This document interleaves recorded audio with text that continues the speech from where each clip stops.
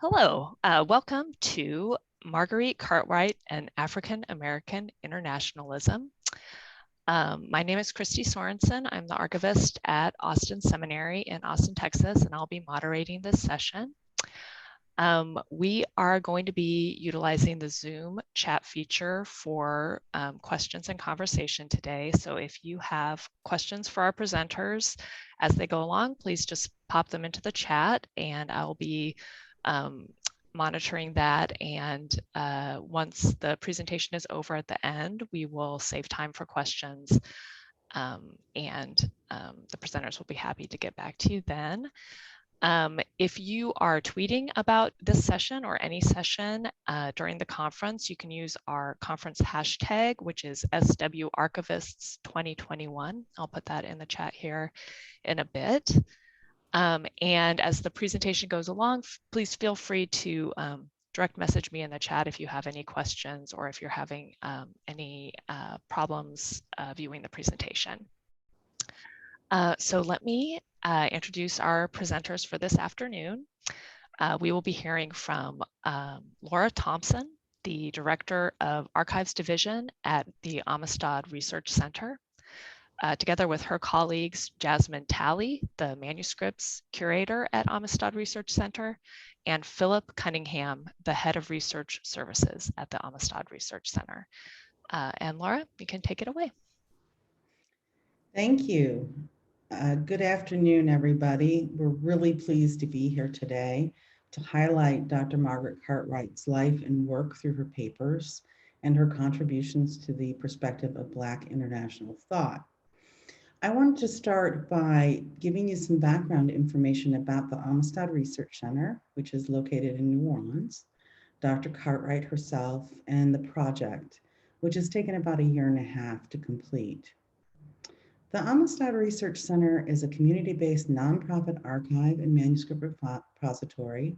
It was founded on the campus of Fisk University in 1966 as part of the Race Relations Department of the United Church Board for Homeland Ministries. Very long title. The United Church Board for Homeland Ministries was the ministerial arm of the United Church of Christ at the time, and the center was established to house the records of the American Missionary Association, which was a predecessor body of the UCBHM.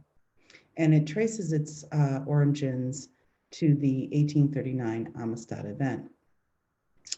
The AMA was formed through the efforts of abolitionists to defend the Amistad captives in the United States versus Amistad legal fight, which began in February 1841. The Amistad court case is credited as being the first civil rights case in the United States. And Amistad was founded to house these records.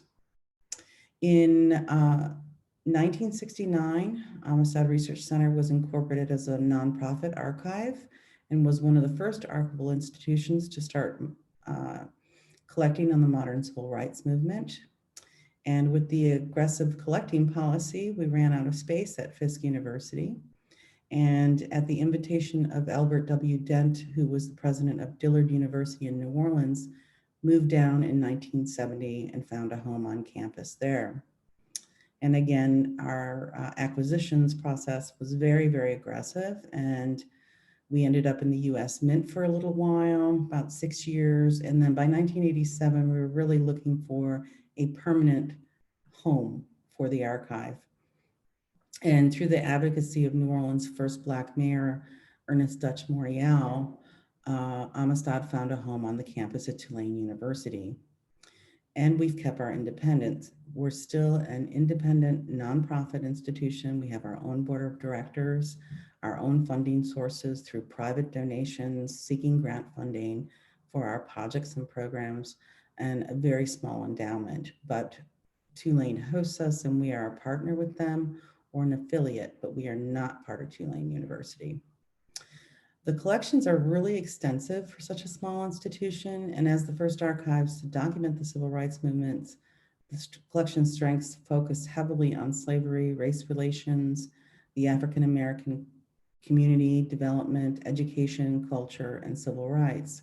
There's over 800 archive and manuscript collections here, over 30,000 books, pamphlets, and periodicals, over 8,000 moving image and sound recordings, as well as 400 pieces of African-American fine art from many African-American masters, such as Elizabeth Catlett, Richmond Barthé, and others. Our mission really derives directly from the anti-caste AMA, and the collecting efforts have reflected this, including collecting the cultural and social contributions of underrepresented groups beyond African Americans, including the LGBTQ community. So that's just a little bit about who Amistad is. I want to talk now about, give you some background on Dr. Margaret Cartwright, who was an amazing woman of color. She was an African-American journalist. She was an actress in her youth, a researcher, an educator. She was born in 1910 in Cambridge, Massachusetts, and was the only child of Joseph and Mary Dorsey. She finished her schooling very early on at the age of 15 and attended Boston University. She earned her Bachelor of Science degree in 1932 and a master's after that, and at the time was the youngest person to receive those degrees from Boston University. While there, she met her future husband, Leonard Carl Cartwright, who worked as a tutor at the time and was later a chemist and chemical engineer. They married when she was 19, and she earned her PhD in social studies from New York University in 1948. She began acting very early on in her life and began with Paul Green's Rural Sweet Chariot as Flossie Tucker on Broadway. She was also cast in a number of movie and TV roles, including Green Pastures, and she was also a dancer at the Harlem Cotton Club. So a very interesting acting and theater career. And even though she kind of gave that up, she always was interested and maintained that interest in the performing arts and fashion throughout her life, and her collection reflects this in a lot of ways. After acting, Dr. Cartwright worked as an educator mainly. She taught sociology and a course on Africa and African American history at Hunter College. And beginning in 1949, she was also taught at Brooklyn College, Mills College of Education, the New School for Social Research. She was an extremely prolific writer, and her collection has hundreds of writings from her. She began writing for the Negro History Bulletin in 1950 after she was approached by its editors. She became a United Nations correspondent in 1952 for the Pittsburgh Courier, where she would publish a number of columns about the UN and world affairs, but also about domestic issues that were affecting African Americans in the 50s and the 60s and the 70s. In 1955, she joined the United Nations Correspondence Circle and the Overseas Press Club. She also wrote for other periodicals and newspapers, the New York Amsterdam News, Chicago Sun-Times, the New York Courier, Courier Magazine, and she was also a frequent contributor to scholarly journals such as Social Studies, the National Education Association Journal, Phylon, the Journal of Negro Education, and others.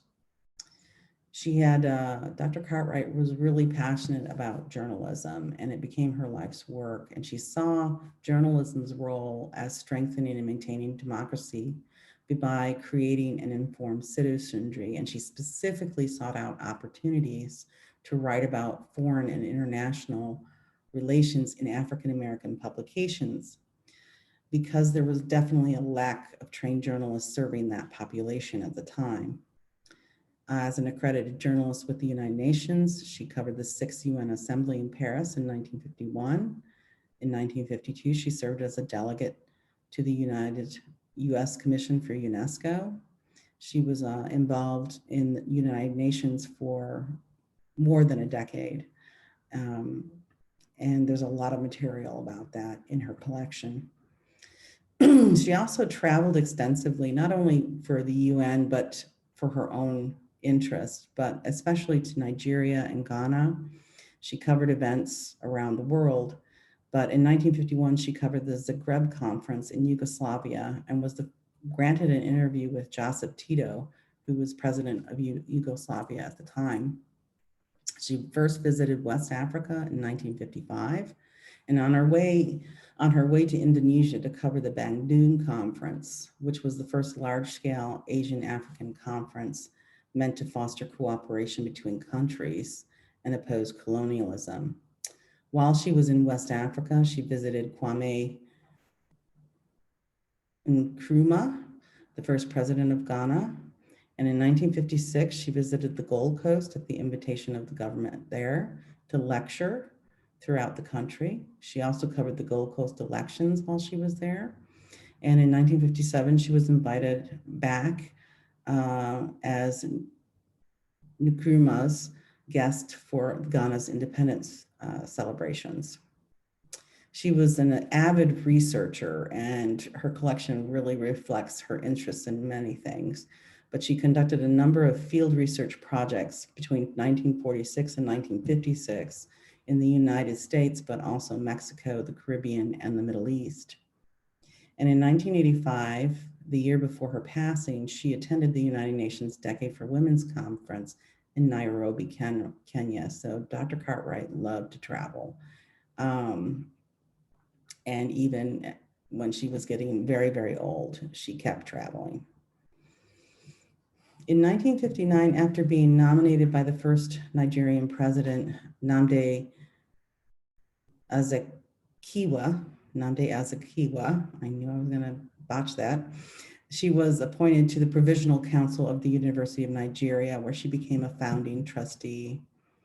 She was also, Dr. Cartwright was really a specialist in African affairs and was very sought after for lectures, teaching, her writing, and her collection really encompasses manuscript material that closely parallels her vocational and avocational pursuits, particularly focused on her work as a correspondent and researcher throughout the 1950s and the 60s.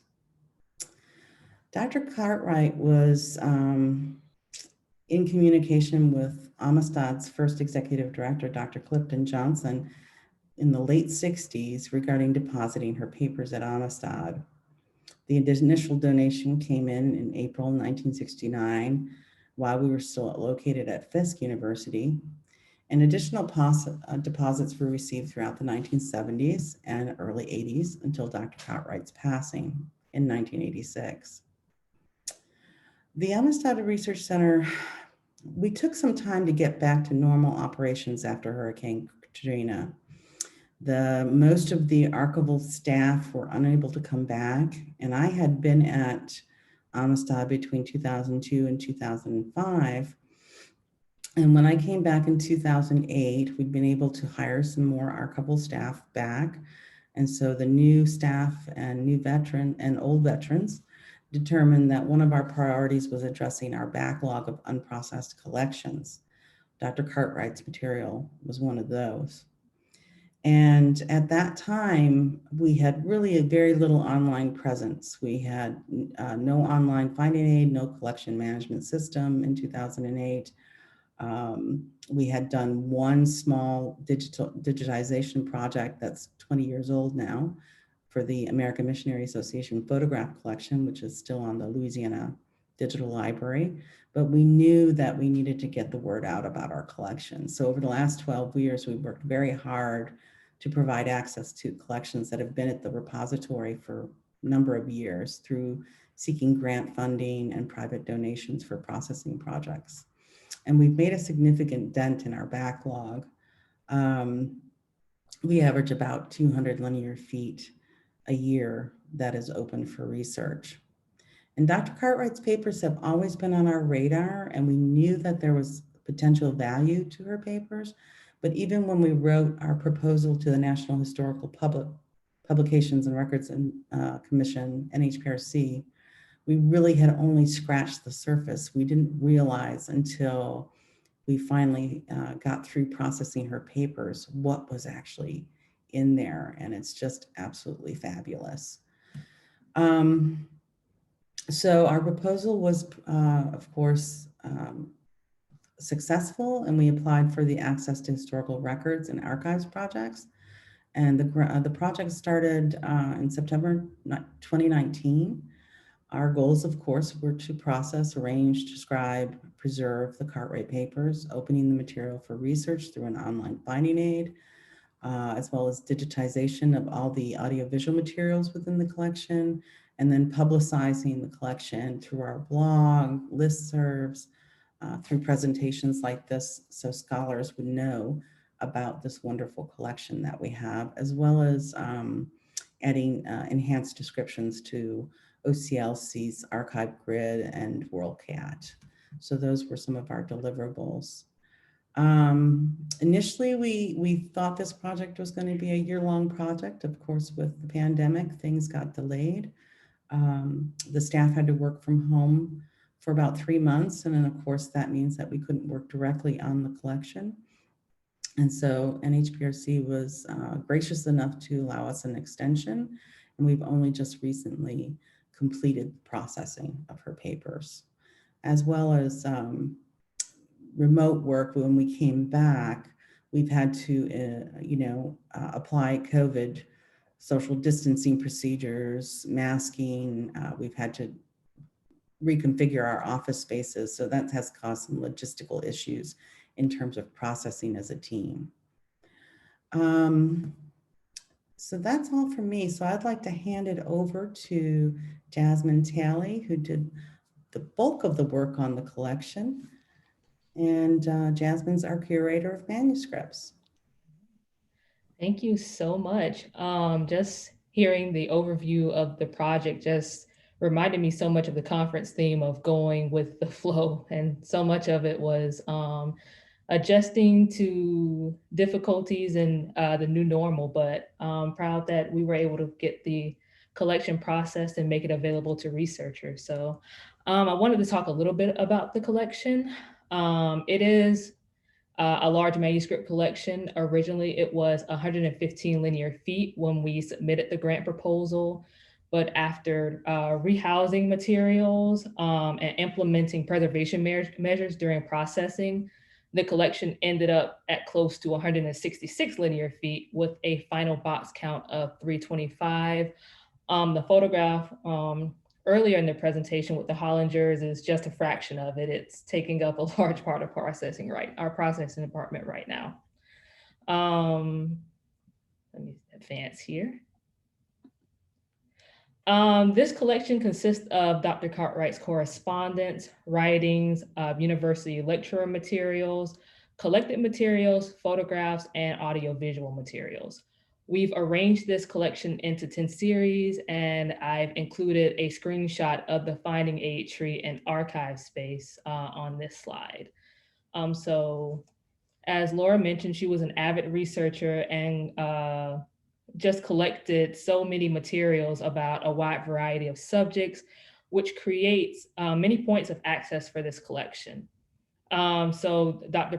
Cartwright's primary interests include African-American history and culture, visual art and performance, fashion, the United Nations and decolonization following World War II, West Africa, particularly Liberia, Nigeria, and Ghana, the country of Israel, Jewish life and culture, and racism and other forms of discrimination. These topics permeate the entire collection in interconnected ways. Later on, my colleague Phillip Cunningham will discuss these connections and related materials. But right now, I'll take you through the sections of the collection just to give you an idea of the scope and how the topics are presented and to highlight specific materials found in these series.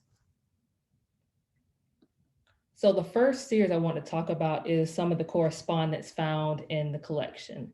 Dr. Cartwright's correspondence gives a great overview to the rest of her collection, and through her personal and professional network, her interest in certain topics are evident. This first image, the one on the left here, it's from January 2nd, 1940. 1940, and it is a letter from Cartwright to the Savings Bank Journal, and it was over a racist advert, which you can see attached to the correspondence. And she threatened to take her business elsewhere. She was unafraid of challenging harmful racial stereotypes. That was something she was passionate about, and she wrote directly to the president of the organization and threatened to take her business elsewhere. And then on the right is correspondence from Carter G. Woodson, who is the founder of the Association for Association for the Study of Negro Life and History, which is now known as the Association of the Study of African American Life and History. And this piece of correspondence discusses combating detractors to Negro History Week, which was a precursor to Black History Month. There were people that wondered, like, what was the point of this? Like, does this mean that we're only supposed to discuss it for a week? But it was a subject that she was passionate about and felt that it needed attention and that there was worthwhile reason for having a dedicated time to really discuss the contributions of African Americans. Other personages in this series include ambassadors and other political figures and also fellow journalists. And so throughout this series, we can see how she forged connections all over the world and created an international network. And also, as previously stated, Dr. Cartwright was a very prolific writer, writing in publications such as the Negro History Bulletin, which is today known as the Black History Bulletin. And on a side note, those articles that she wrote can actually be found through JSTOR if you want to go back and read any of those. Just search for her name. She wrote for the Pittsburgh Courier and the New York Amsterdam News, which are both prominent Black newspapers. And as the UN correspondent for the Pittsburgh Courier, she reported on the actions of the UN and international events through her column entitled World Backdrop, which is included on this slide. It actually discusses the University of Nigeria, which we've previously discussed. And additionally, she also frequently highlighted African Americans in the United Nations. She would reach out to them and then write up a brief biography about that person because she thought it was important for the Black community to be aware of what was happening throughout the world and also the role African Americans played in the UN itself. And then she also specifically wrote about her travels around the world. And on the next slide here, I wanted to specifically highlight two of the articles that she wrote following her attendance at the Peace Conference in Zagreb, Yugoslavia in 1951, and the Bandung Conference in 1955. The article on the left is, I talked with Tito behind the Iron Curtain. And so she visited Yugoslavia, and this article describes both her experience with Tito and also her experience in the country of Yugoslavia itself. And interestingly enough, I found another piece of correspondence where she discussed that she wasn't exactly happy with that title. She thought it was a little sensational. So I guess this is the 1954 version of clickbait, essentially. And then the article on the right is of, make sure I'm saying this right, Gamal Abdel Nasser, who was the Egyptian president. And so she encountered him at the Bandung Conference. And so she wrote an article about this encounter.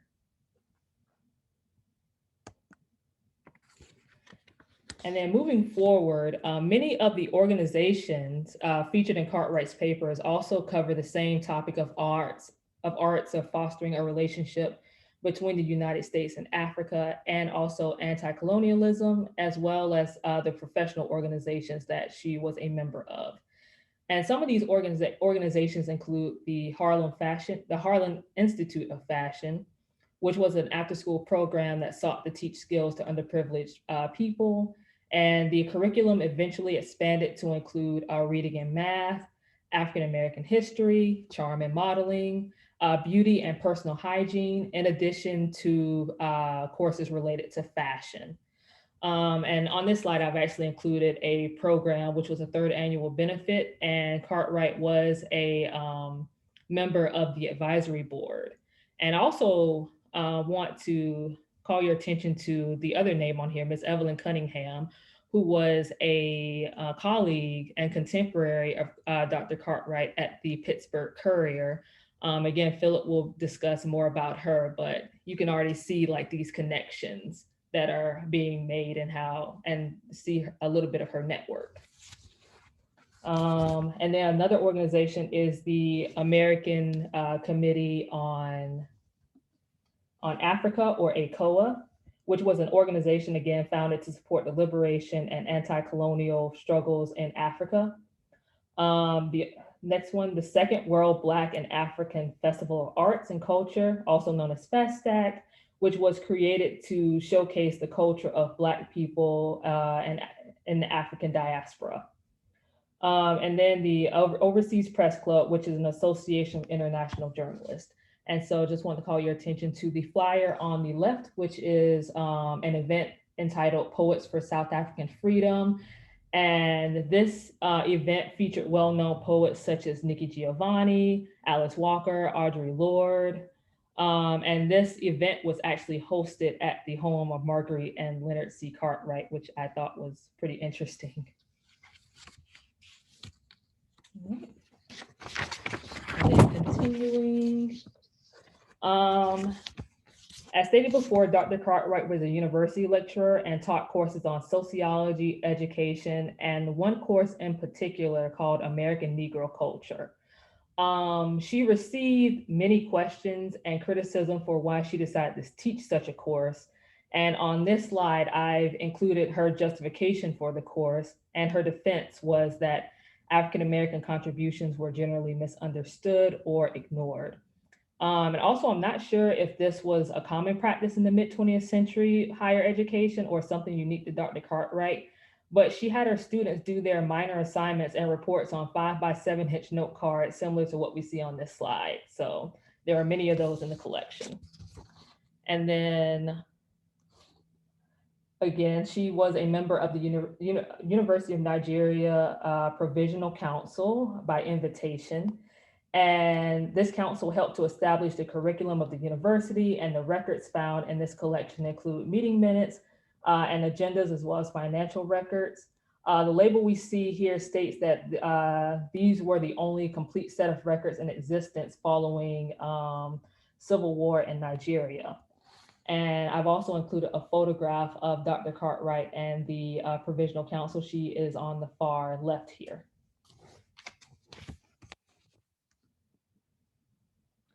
All right, and the United Nations files. So this section mostly covers collected materials from many different UN agencies, such as UNICEF, the United Nations Fund for Population Activities, and UNESCO. We have in this collection publications, press releases, reports, periodicals, UN General Assembly notes, and resolutions passed by the UN.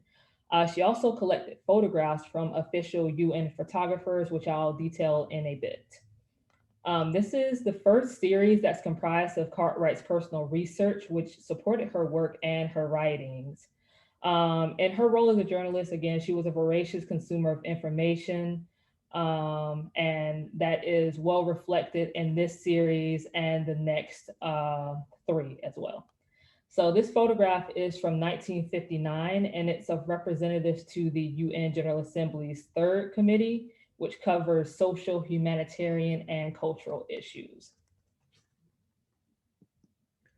And then moving on to the UN country files, this is the largest section of the entire collection, and it's comprised of files created for every UN member country or potential UN member.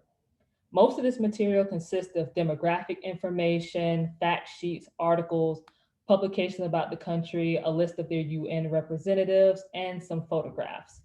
In many cases, this material was presented in the form of a scrapbook, which is one of Dr. Cartwright's methods of organizing materials. And in every collection, the collected research gives us some context to the person's life and work, but it's especially the case with this collection, because this series gives a pretty in-depth look at the interconnected world in the midst of the Cold War. And decolonization movements against the backdrop of United Nations activities. And this is an example of that interconnected nature. This is a piece of correspondence from the permanent representative for Yugoslavia to the UN, and it actually discusses the University of Nigeria. So she was in contact with many representatives from different countries. All right, sorry, let me turn my notes here. To switch gears a bit, again, Dr. Cartwright also had a passion for theater, and she collected programs and publications and followed contemporary issues in theater and other stage performances with a particular focus on Black performers and Black opera singers. This interest in theater and performance stems from Dr. Cartwright's past of being an actress prior to being a journalist. And this is one of the smaller series, but her interest in Black representation on the stage ties into the larger themes of race and racism within the United States, which affects nearly every aspect of life. And one of the fun things about this series were those aforementioned programs that she collected from the performances she attended, mostly because she wrote little reviews in the corners of most of them.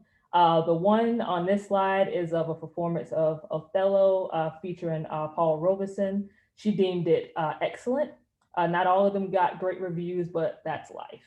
So we'll move on to the next two series. And that's the subject files. And this is the second largest collection in the series, and it's extremely useful to understanding the context of Cartwright's interests by providing a contemporary snapshot of the research and public opinion on topics. Essentially, every topic covered in a previous series has a file in this one. And I've included a screenshot again of the finding aid tree from this series. She created 5 scrapbooks about interracial marriage, which was, again, something she cared deeply about because she herself was in an interracial marriage. And this is again, the civil rights movement, 1940s, 1950s, 1960s. So this was a topic that meant a lot to her. Let's see. All right, and the next series would be the photographs and audiovisual materials. And I want to talk briefly about those. There were an unexpectedly large number of photographs in this collection. Thankfully, the photographs usually had identifying metadata of some sort, which we included in the online finding aid, where we describe the photographs to the item level in most cases. The majority of these photographs are from different sections of the United Nations and are of United Nations representatives from different countries. But there's also personal photographs from Cartwright's international travels. This one's from Mexico. And we have one on the left from Egypt. And then this is Dr. Cartwright and her husband preparing to board a flight. I'm not sure where, but sure it's somewhere interesting. And the series also contains many photograph albums. Dr. Cartwright received a letter dated March 27, 1945 from a soldier who spoke about African Americans working on a supply route called the Leto Road in China during World War II. The letter originally arrived with snapshots, which were later arranged in an album, which we can see on this slide. And then the photograph on the left is of a woman in Liberia. And just to briefly touch on the audiovisual materials, that consists of VHS tapes containing broadcasts from the Overseas Press Club member journalists who were covering international events. These tapes were usually entries for different awards that were given by the association and correspond with the manuscripts portion of the Overseas Press Club records in the organization series. And so I'd like to turn it over now to my colleague, Phillip Cunningham, who will be delving into the related collections housed at the Amistad Research Center. All right, thank you, Jasmine, and hello to everybody else. My name is Phillip Cunningham, and I work at the Research Services Division of the Amistad Research Center. We are the more public-facing arm of the Research Center, and I work directly, well, myself and my colleagues work directly with researchers to search, navigate, and access our center's archival collections and library collection. Since the division that I work with, not the archives division, we don't necessarily get the first glance that my colleague Jasmine and Laura have gotten to the collection. But we do look at the collection from the public side to try and look at it from the same perspective as potential researchers and identify potentially popular topics that a collection might speak to. We also learn from researchers who identify the connections themselves and come to us looking for access to the collection to support their research. And I also hear about interesting things that might pop up in the collection as the collection is being processed. So you might find that kind of certain things that I mentioned, Jasmine and Laura have mentioned already, just because they kind of are of particular interest in the collection. We also find when we finish processing a collection that with the Amistad being a special collection library and archive with a focus on ethnic history, we'll find that our newly processed collections, such as the Cartwright papers, speak to other collections held at the center or other special collection, other institutions around the country. The Marguerite Cartwright papers are a particularly valuable collection as they document not only her own personal life and career, but also her meticulous collection of all things, whether they relate to politics in both the US and around the world, social life, race relations, just anything, current events at the time. It kind of expands to a virtually never-ending list of subjects and topics. Cartwright's personal and professional writings were supported by her personal subject and research files. And quite frankly, the subject files within her collections rival that of libraries' vertical files. Much of the material is contained within subject-specific scrapbooks, as Jasmine had mentioned. And looking outside the US, she has subject files on every foreign country that participates in the United Nations. The subject file series itself is 62 boxes of the entire collection, which is like 20% of the collection is that specific series. In this 1968 letter that Cartwright wrote to Dr. Clifton Johnson, who is our founding director and longtime director of the Amistad Research Center, she laid out what she saw as some of the prominent topics. She says that, to quote her, her interests have been annoyingly Catholic, and even worse, some interests fade into the background and she never returned to them, even though it was and remains her earnest desire to do so. What we may call her collection is of course built around those interests, almost any of which could be said to be of use to future researchers.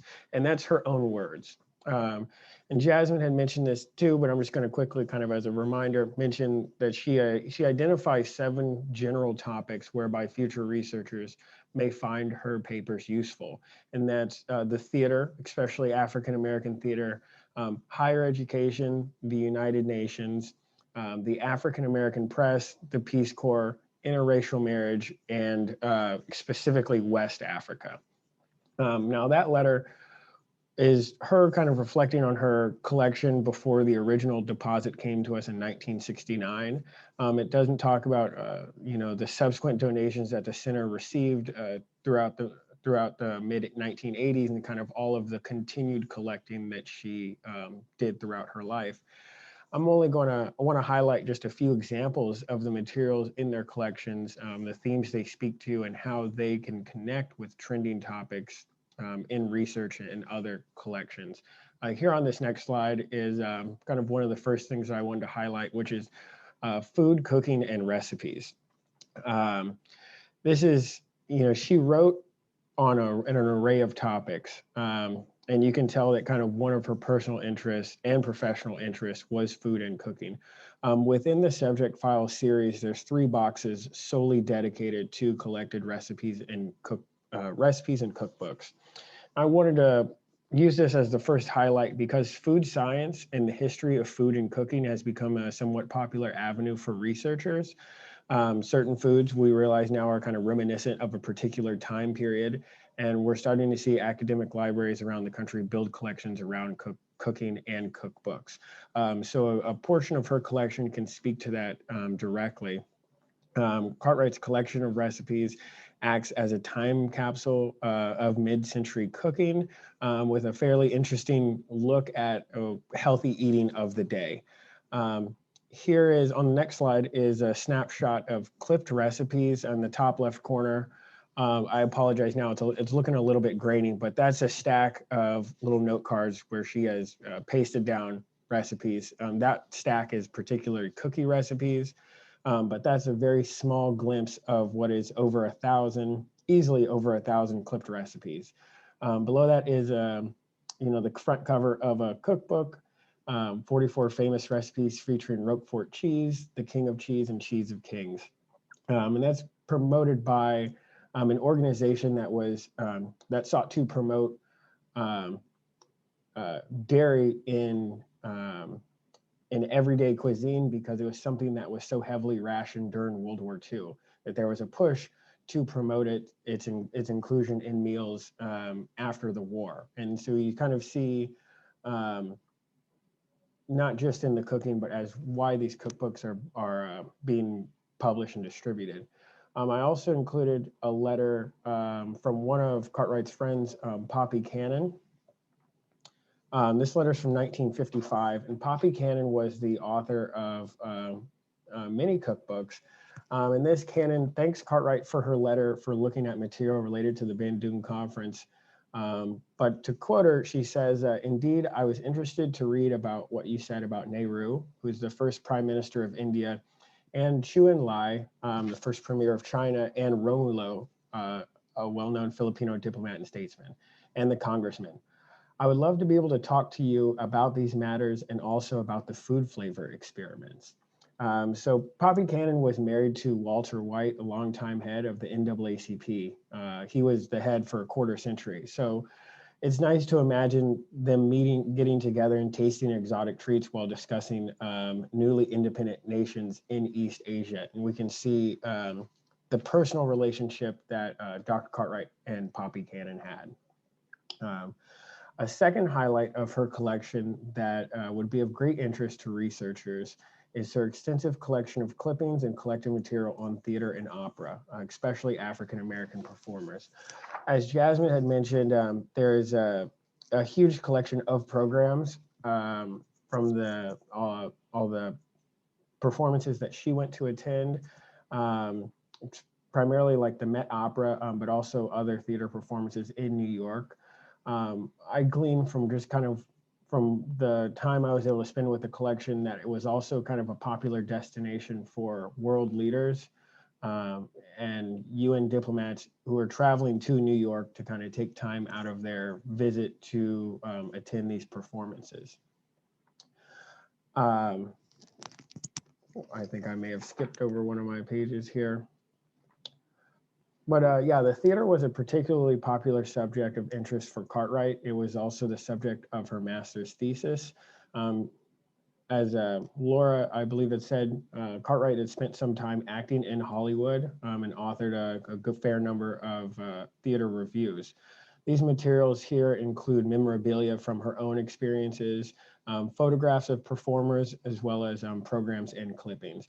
And I chose to highlight this within her collection because of the connections between her collection and a variety of other collections held at the Amistad archives. On this slide and in the following slides, you have clippings on Leontine Price, Camilla Williams, William Warfield, and Matt Wilda Dobbs.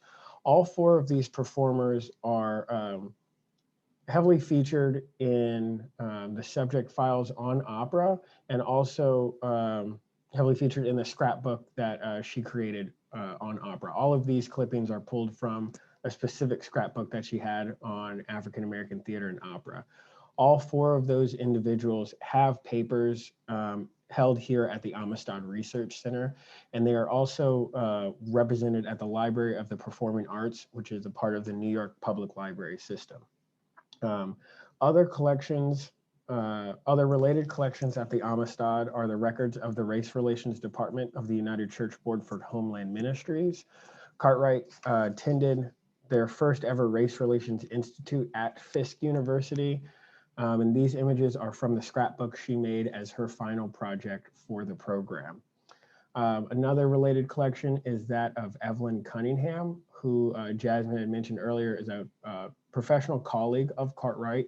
They both wrote for the Pittsburgh Courier, and there is a great deal of crossover between their collections. Evelyn Cunningham's papers here at the Amistad provide another fascinating perspective of both African-American journalism and professional women in the 1950s and 60s. Other related collections are that of E. Frederick Morrow, who is the first African-American White House aide who served during the Eisenhower administration. His personal papers here at the center provide a firsthand account of race relations from the point of view of the country's highest offices. Just as a quick side, another collection of Morrow's papers are at the Eisenhower Presidential Library. Edward Dudley, who is pictured here on the right with Morrow on the left. Dudley was the US ambassador to Liberia from 1949 to 1953. After that, he also served, he was primarily a lawyer, but also served as the president of the borough of Manhattan. His collections, along with Cartwright's, document various African liberation movements of the mid-20th century. And on the next slide, I have a letter from George Hauser, who was the longtime director of the American Committee on Africa. The American Committee on Africa and its sister organization, the Africa Fund, are two of our most frequently consulted collections. They themselves are both quite large and do an excellent job of documenting independence movements in Africa and their development throughout the 20th century. This particular letter that I pulled out to highlight, written by George Hauser, is an invitation to a small gathering at the home of Marguerite and Leonard Cartwright to meet Julius Nyerere, a prominent politician of Tanganyika. Nyerere was an instrumental leader in the decolonization of Tanganyika, serving as first prime minister, then later president under the country. Under him, Tanganyika would become modern day Tanzania. I also want to make note of just other institutions with material relating to the Cartwright papers, because there's a lot of cross connections within the Amistad, but also kind of elsewhere nationwide. Her career was international, and so it's obvious that her papers would reflect that. But I'd mentioned the Library of the Performing Arts. I would also want to include in that list the Schomburg Center for Research in Black Culture and the Margaret Herrick Library in Beverly Hills, which has a great deal of material on all things related to Hollywood, as well as stage and screen. I would also highlight the Columbia University's Black Journalist Oral History Collection and the Walter White and Poppy Cannon papers at Yale University. And so I just want to finish this off. I think I'm good on time, but I'll finish off with this clipping of a piece written by Cannon, writing on Matilda Dobbs. This comes from one of Cartwright's scrapbooks on Black opera performers. I'd mentioned Matilda Dobbs being represented in our collections. We have the papers of, it's titled the John Wesley Dobbs Family Papers, but it's a paper on the whole Dobbs family, and Matilda Dobbs is one of John Wesley Dobbs's daughters. But I wanted to stop here to mention Poppy Cannon, who is married to Walter White. Poppy Cannon was a white South African woman married to a longtime leader of the NAACP. Their interracial marriages at that time were very controversial, outright illegal in some states, and their marriage was a particularly controversial one. Marguerite Cartwright and Leonard Cartwright were as well an interracial couple at the same time. So I think that there was a particular camaraderie between all of these individuals as they kind of had to eke out their own space. In a time of legal segregation in some parts of the country and more kind of a separation of races, they kind of had to come together to support each other in their work. It's interesting to see, at least in Cartwright's papers, the relationship between Cannon and the Cartwrights. I think that Marguerite Cartwright's papers are going to offer a new perspective on research and scholarship on so many political and social issues in the 20th century from both a personal and professional point of view.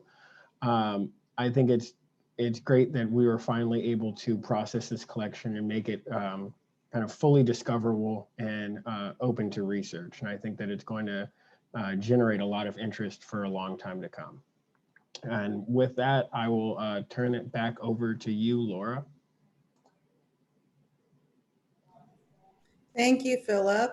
Jasmine, if you want to come on, I think that's actually a good end for our presentation. We have 10 minutes if anybody wants to ask some questions about Dr. Cartwright or her papers or of us and the project. Please feel free to put them in the chat. Yeah, exactly. Well, first of all, thanks y'all. That was an amazing presentation. I did not know anything about Marguerite Cartwright before this, and I learned so much.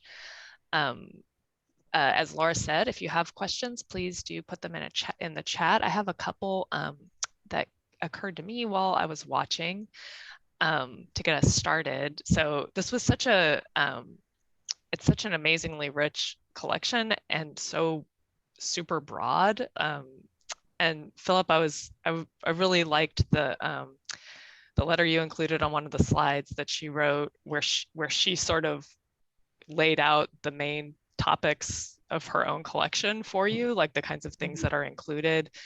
But I'm wondering how you might let researchers know about those things that aren't kind of the obvious main topics of the collection. Like I'm thinking about the food science, the recipe kind of things in particular, but I imagine there's a lot of other sort of hidden gems in this collection that researchers might not assume would be included. Do you, I mean, based on your work with other collections at Amistad or other ideas that you've had from your work, can you talk about that a little bit? Well, on the processing side, the finding aid that we've done is extremely extensive. It's almost 400 pages. Oh, wow. So we did a lot of description. So the series descriptions are very detailed, but also we did a lot of the photographs, most of them are item level, but where we would also put special notes if we found things that were really significant, but like were one-offs in the collection. So I think the finding aid is going to help a lot. And then I think with Philip, with research services, you guys delve into things and it kind of gets in your brain and you can help researchers to navigate, correct? Yes. The research services department is really a two-person outfit. It's myself and my colleague Lisa, and we have a fair amount of institutional knowledge. So when researchers come to us for any collection, we can, try and point them in the right direction for a collection. As far as kind of outreach for, let's say the Marguerite Cartwright collections, we kind of try and push it out there through a variety of means.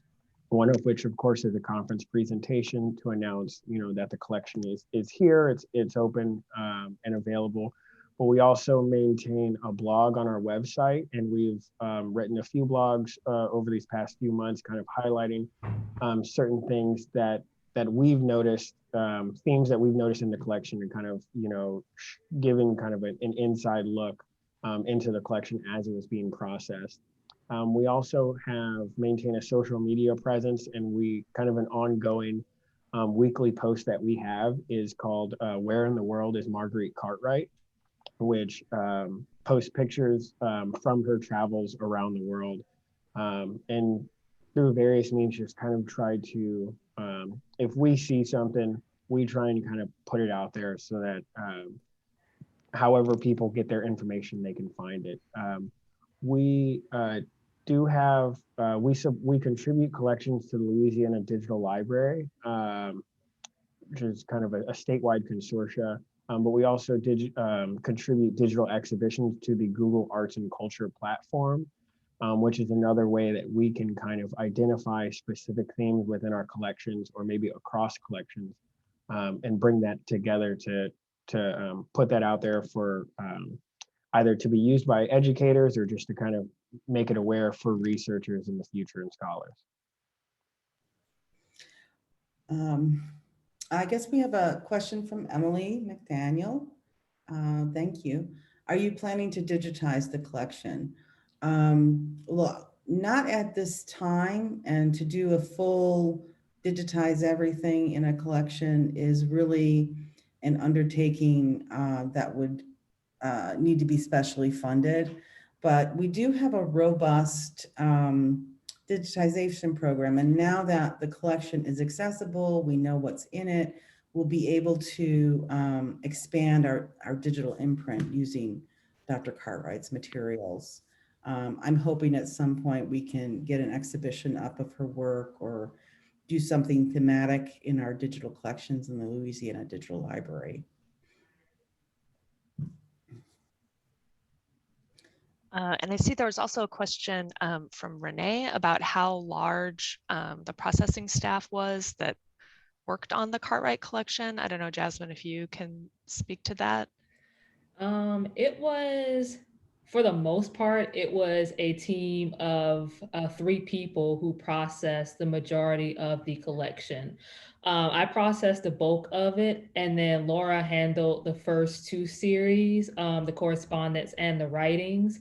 And then I had with me I had a project assistant with me who helped me process the collection as well, and also helped me with the data entry. So for a while, it was just a small team of us, but we did we did the work and got it done. So, yeah. It seemed like a lot of work. It was one of those collections where the deeper you dive, the more complicated it actually got. So it was definitely interesting and unlike any collection that I processed up to this point. Yeah, well, and that actually makes me think of something that you mentioned, Laura, at the beginning, that the impact of the pandemic on this project and getting an extension from the NHPRC, and how you had to kind of change your plan for team processing the collection based on safety procedures. We were like separated. I was at offsite storage, so my part of the collection had to come in, but also there were things that I was finding that were not part of the 2 series I was working on. I'd be like, Jasmine, I got stuff for you, you know, constantly. And but also I think when we did survey the collection, we didn't realize that